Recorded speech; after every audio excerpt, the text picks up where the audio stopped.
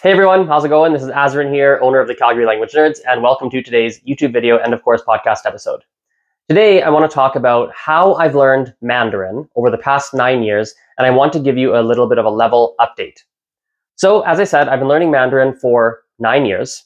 I started back in 2014. Initially, I took classes here in Calgary. There were group classes for the most part, although I took some private too. I then went to Beijing. I spent a total of 3 months there. It was done over 2 separate trips. When I was there, I was taking intensive lessons. So every single day, I would essentially have something like 4 to 6 hours a day of class. In fact, sometimes I would even have more. I'd have like 7 hours of class in a day because I might have done a group class for 4 or 5 hours and then like an hour or 2 or 3 of private classes. While I was in Beijing, I also spent time trying to immerse myself in the local culture. I would go to restaurants and try to practice reading the menus. I would go to different events to meet native speakers and try to befriend them. So as I said, I spent 3 months in Beijing over 2 separate trips.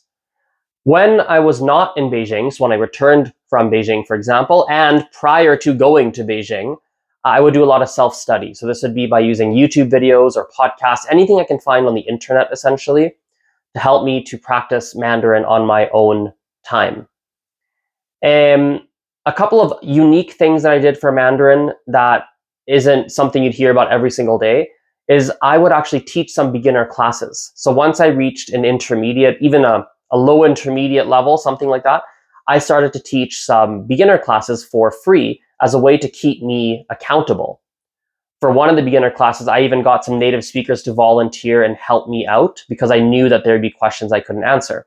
So that process alone helped me, A, keep maintaining and improving my Mandarin, and then B, it helped me befriend some native speakers locally here in Calgary. So I would actually hang out with them on a week-by-week basis, at least, a couple times a month, something like that. And so that it essentially allowed Mandarin to integrate my day-to-day life. Now in 2019, if I remember correctly, I went to Taiwan and I spent 1 month? I think it was 7 weeks in Taiwan, something like that. 7 weeks, 8 weeks. I think it was just under 2 months, if I remember correctly. 6 weeks maybe. Hard to remember exactly how long, but 6 to 8 weeks in Taiwan.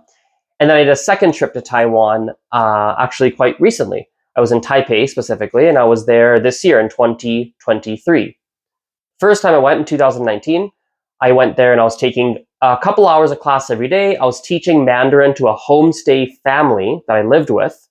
I taught them, teaching them English is about an hour and a half every single day, mostly with their son.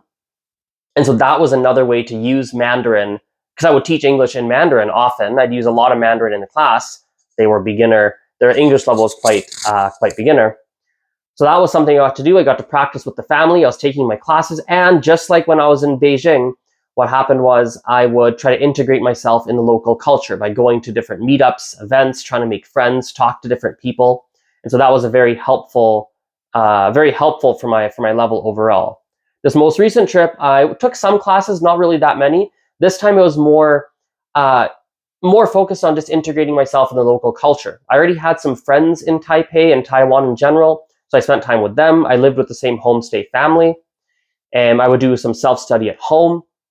So these are the kinds of things I was doing when I went there most recently. In terms of reading and writing, I can't write very well by hand. I kind of can, but I just don't practice very often. I can type, no problem. I can type using 2 very common systems. Well, rather, 1 very common system and 1 not so common system. The common system I can type with is called pinyin. The non-common system I can use is called zhuyin, right? So zhuyin, pinyin, I can use both of them. Zhuyin is used mostly in, if not entirely. I'm not sure if anyone uses it apart from people who live in Taiwan. I don't know. But I think they're the only ones who use it. But that's a system I've learned. And then I can do pinyin, which is what most Mandarin learners are able to use. I can read both traditional and simplified characters. Nowadays, I tend to read more traditional more often, but I can do both essentially with equal confidence. My level overall over the past 9 years, I reached approximately a high B1 or a low B2. It would just depend on what category of skills you looked at. For example, if you were to make me write something by hand, I would score well below a B2. If you were to make me have a dialogue with someone, I would come across as someone having a B2. If you make me talk in a video like this and just talk in a monologue, I might come across more like having a B1. What's interesting about the different levels of proficiency,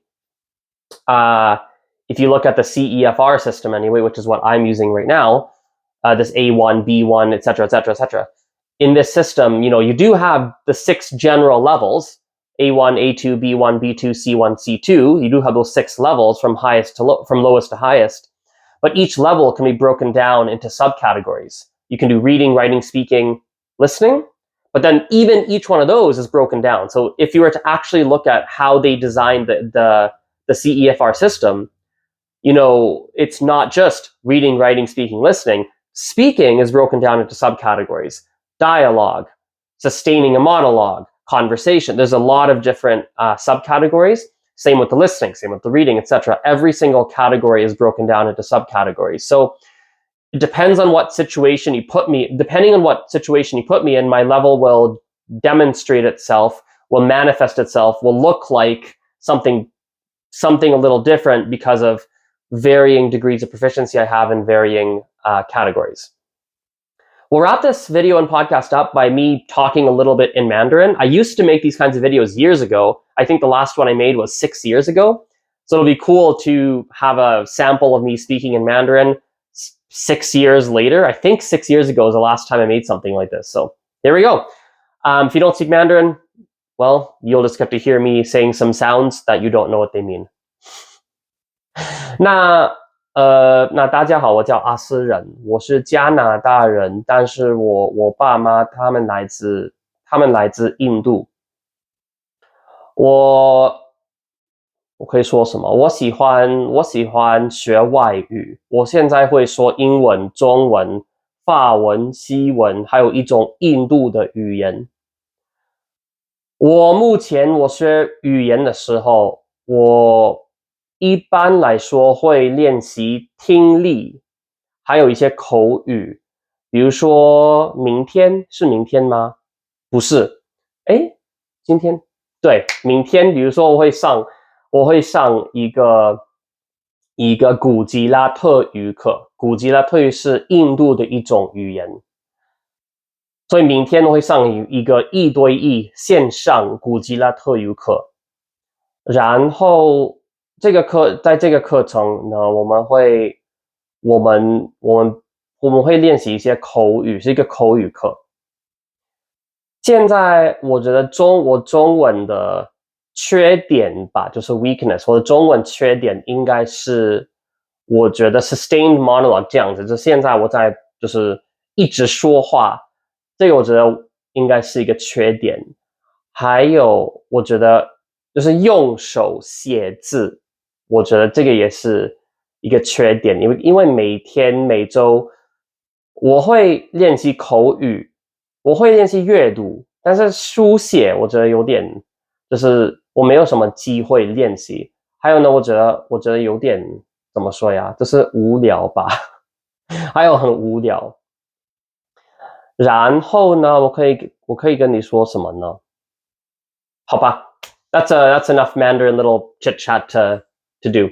So as I was saying, to wrap this whole video up, I've learned Mandarin for the past 9 years. I've done a lot of self-study, a lot of classes, and then a lot of traveling abroad.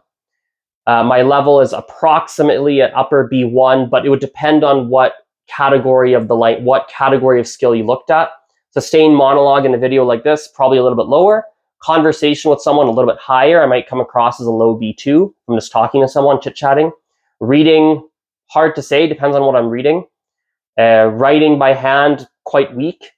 And yeah, we can wrap this up here. Have a wonderful rest of your day. Hope you guys like this, and we'll chat later. Bye-bye.